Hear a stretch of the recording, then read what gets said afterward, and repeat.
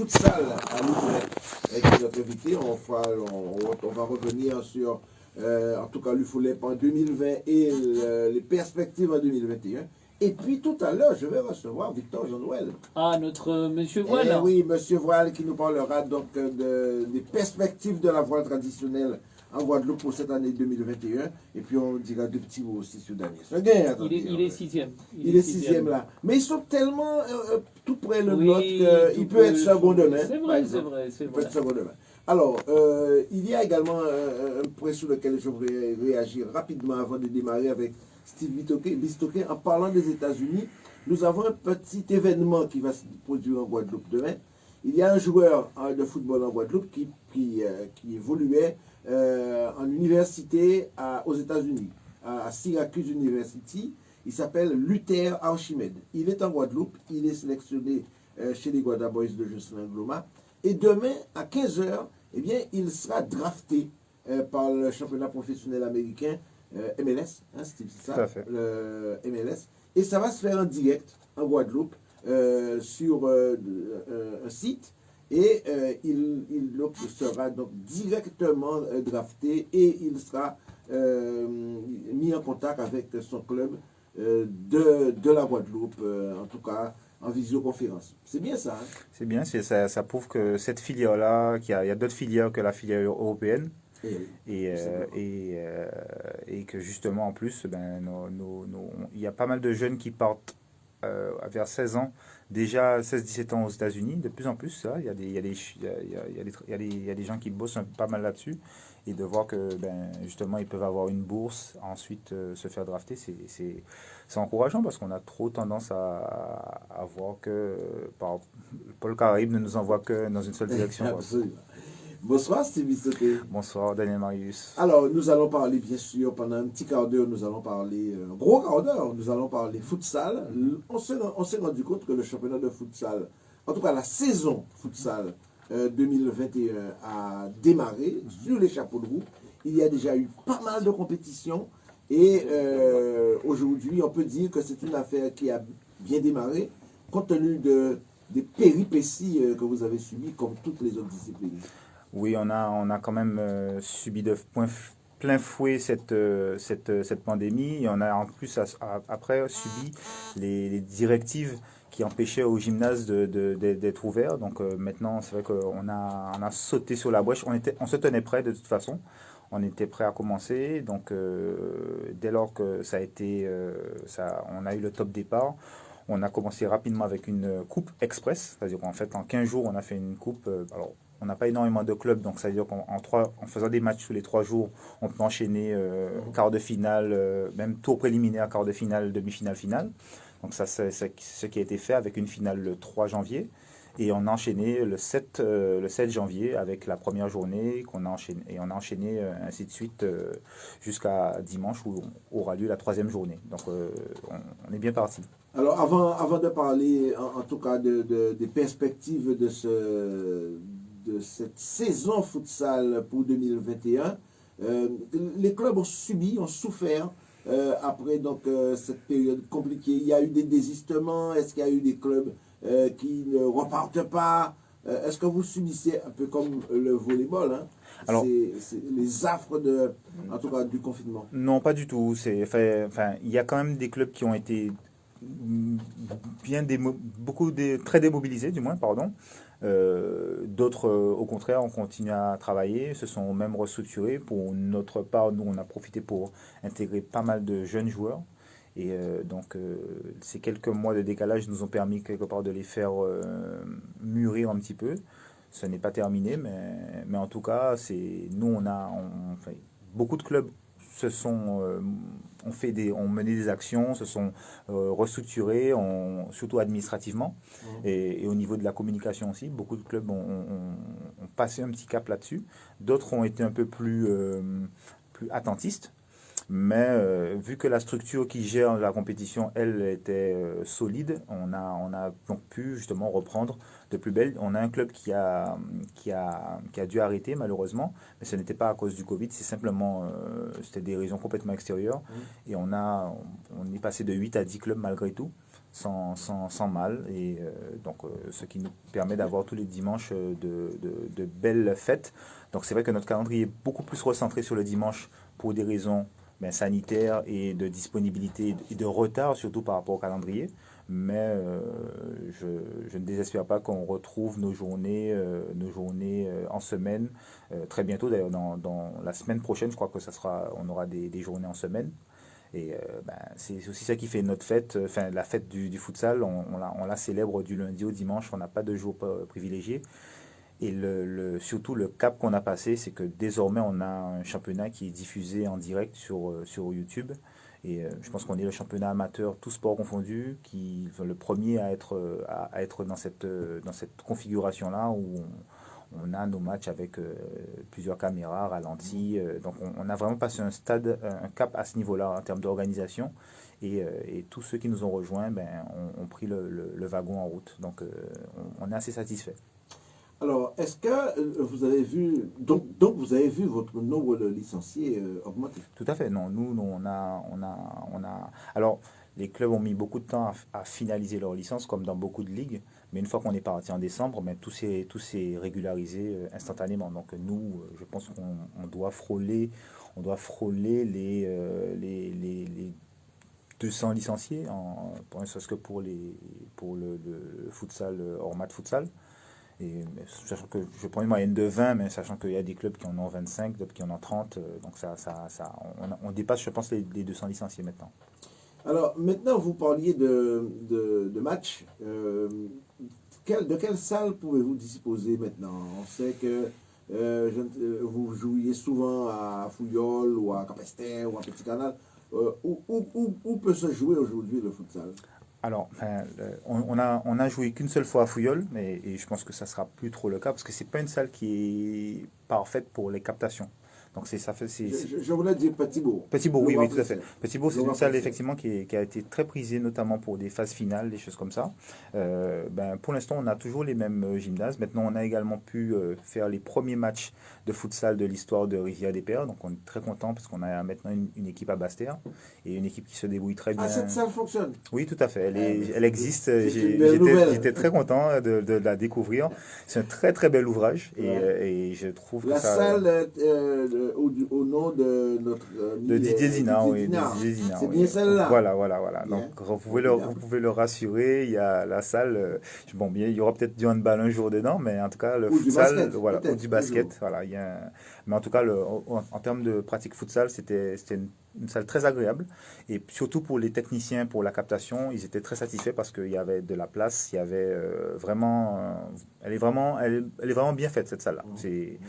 Donc, et on a toujours les gymnases comme Bouillante et Petit Canal qui sont en fait dans lesquels nous avons des clubs résidents, donc ça rend les choses beaucoup plus faciles. Capesterre, on n'a jamais eu l'occasion trop de jouer nous à Capesterre, en gros, on n'a pas fondamentalement de problème de gymnase. Pointe-à-Pitre, on devait commencer, mais comme Pour aller de Paul Chanson. oui. Pour des raisons de personnel, on est obligé soit de faire des matchs à huis clos. Donc pour l'instant, comme on veut vraiment permettre au public de profiter de la fête, qu'ils soient chez eux, mais également pour ceux qui veulent venir voir le spectacle, toujours dans le respect donc des C'est ce que règles j'allais vous sanitaires. dire, parce que vous parlez de public, mais vous êtes aussi contraint, Voilà, tout à comme fait. tout le monde, aux problèmes Bien sûr. sanitaires. Voilà, Aux exigences exactement. sanitaires. Voilà, je pense que nous, comme le handball, on réussit à gérer ça relativement bien, de manière assez responsable. Et donc, tout le monde est content. Hein. Les spectateurs ont clairement augmenté sur les lives.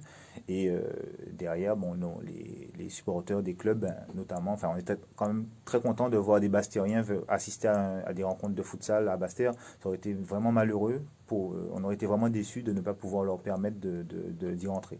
Donc, c'est à nous de continuer à faire respecter ça et pour permettre justement à tout un chacun de découvrir cette discipline-là et de découvrir, nous, ce qu'on est en train de mettre en place en format de futsal. Vous avez débuté avec quelle compétition? Une compétition de début de saison? Mais c'était la coupe, hein. La C'était une coupe, justement. On ne voulait pas commencer la saison avec certains clubs qui n'avaient que des petits matchs amicaux dans les jambes. On s'est dit, on fait une coupe.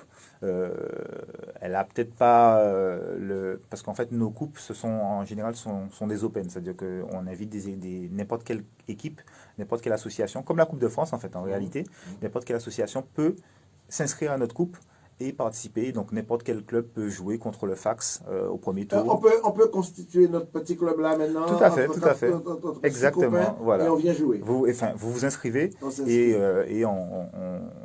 un peu comme la Coupe de France. Comme la Coupe de France, c'est exactement ça. On avait un club de Martinique qui était venu participer l'an dernier, un de Saint-Martin qui n'avait pas pu. On a d'autres clubs de foot qui avaient inscrit des équipes. Donc l'an dernier, on avait 16 inscrits. Donc cette année, on l'a fait de manière un peu plus restreinte et de manière à ce que chaque club ait au moins un match dans les pattes avant de commencer la saison. Donc, où est le futsal féminin alors pour l'instant, nous n'avons pas encore fait le choix d'ouvrir une section féminine ni vétéran. Pour la raison pour laquelle on n'a pas encore planché là-dessus, c'est qu'on voulait stabiliser notre compétition, qui aujourd'hui, en termes de futsal, je pense que c'est la référence dans la Caraïbe. Je pense qu'on a un championnat qui est très bien organisé, qui est très bien marketé. Donc dès lors, petit à petit, on va peut-être pouvoir se poser la question. Mais en fait, ça dépend souvent aussi, tout se déclenche par aussi une forme de mécontentement, peut-être d'autres clubs qui, eux, éventuellement nous sollicitent. Là, on n'est pas énormément sollicité, même si nous avons deux clubs qui ont des sections, trois clubs qui ont des sections féminines. Mais pour l'instant, on essaie d'abord de pérenniser notre compétition au niveau masculin pour ensuite réfléchir éventuellement si on doit passer à un championnat vétéran ou féminin ou même de jeunes. Il est 42, il nous reste 3 minutes. On va parler déjà de votre club, le Fax. Ça va, vous vivez toujours aussi bien On n'a pas à se plaindre, hein. Il y a toujours pire que nous. On voit des disciplines comme le judo qui n'arrivent pas à pratiquer convenablement, même de la voile aussi, c'était compliqué aussi à un moment donné. Donc nous, en fait, on ne se plaint jamais. On charbonne et on est quand même assez content de voir l'évolution des choses et de voir surtout l'évolution de nos adversaires, parce que mine de rien, c'était un de nos objectifs en créant cette compétition-là. C'était d'avoir une adversité un peu plus importante, et ça passe surtout par une organisation des clubs. Parce que, mine de rien, on connaît vraiment le côté... Enfin, c'est ce qui fait défaut en Guadeloupe souvent, c'est le côté organisationnel des clubs et la structuration. Donc là, on est assez content, on est assez fiers de nos adversaires qui nous donnent du fil à retordre. Et c'est très important pour nous, puisque voilà, puisque nous... c'est pas avec nous. Non, mais c'est... Oh non, on a fait l'an dernier. De l'eau chaude et tout à fait, oui. Non, on a de belles franchises qui maintenant ça se tire la bourre, et c'est tout à fait encourageant et formateur pour nous, parce que quand on part à l'étranger maintenant, on peut espérer avoir un peu plus une meilleure préparation. Quels sont les grands rendez-vous de cette année futsal, Stevie Stocké? Alors, il y en a plusieurs, parce qu'il y a des rendez-vous sportifs, il y aura des rendez-vous qui vont changer complètement la face du sport même guadeloupéen, je pense, et la perception même du sport guadeloupéen dans la Caraïbe et dans le monde. Donc ça, on attend, je pense que d'ici une semaine, on en saura beaucoup plus. Mais donc, il y aura on fera des playoffs à la fin de la phase aller qui est en cours. Si les conditions sanitaires nous le permettent, on refera une deuxième compétition dans la foulée. Donc l'idée cette année, en fait, c'était vraiment une année de transition, permettre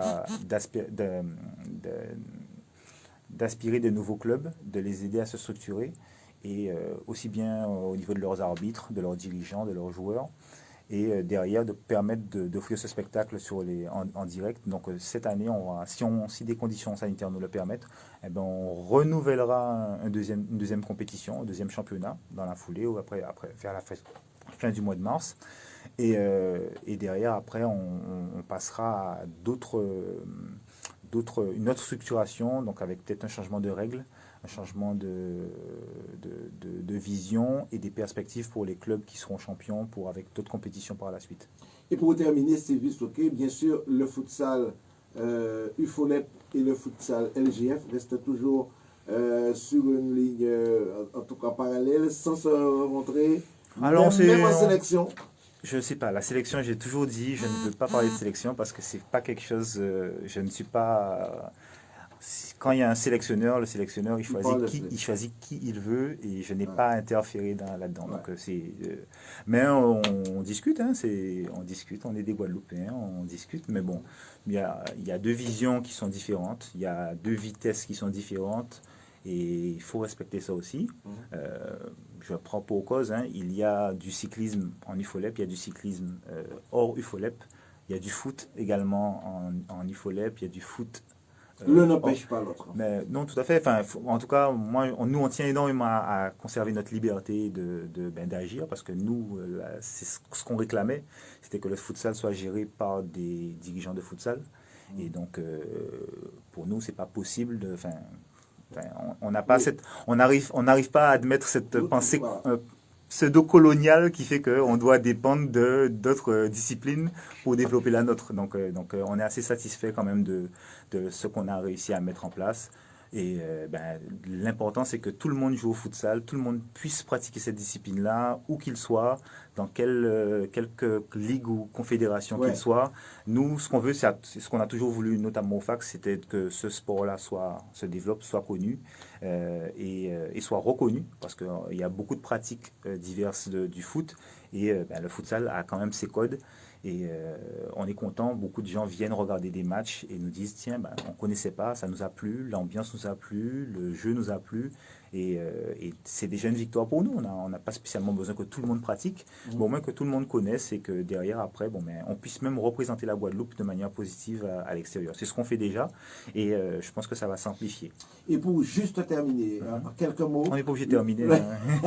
le programme de ce week-end. Alors le programme, il y a 5 matchs par journée. Oui. Donc nous serons à Petit Canal. Voilà, c'est ce que je voulais savoir. Voilà, les matchs vont se faire à Petit Canal. Petit Canal, à partir de 13h. Samedi, dimanche. Le dimanche, c'est dimanche. Il y a une page Facebook qui s'appelle Ormat Futsal. Il y a une page, un site YouTube, une chaîne YouTube du moins qui s'appelle Futsal Guadeloupe. Donc tout le monde peut aller regarder les matchs, revoir. En direct. Donc, et commenter également. Donc on espère un jour voir Daniel Marius aux commentaires. Il sera là. Ah, très bien. Et donc voilà. Donc nous... On est également sur Instagram, on essaie d'être actif sur tout ce qui est réseaux sociaux. Ouais. Ça coûte pas cher et ça nous permet de toucher beaucoup de monde et de faire donc justement de péricliter justement cet esprit du futsal et de ce beau jeu en fait. Merci Steve d'être venu Merci de parler de ce fabuleux sport qu'est le futsal. S'il y a des gens qui ne connaissent pas, allez-y, il faut voir ça. C'est pas du football. Non, c'est pas du futsal. Voilà, ça se comprend très facilement. Il faut mettre un ballon dans des cages, entre 3 poteaux. Et voilà, on est à Petit Canal ce week-end. N'hésitez pas à passer. Je pense que vous n'allez pas le regretter. Voilà, l'invitation est lancée. Merci Steve Stocké d'être passé. Je rappelle que vous êtes le président de la commission futsal à l'UFOLEP. Responsable de commission. Et responsable de commission, pas président. Responsable de commission, par contre, vous êtes le président du FAC. Tout à fait. Voilà. Merci beaucoup. C'est moi. On passe maintenant à la voile. Victor Véjean va se rapprocher du micro.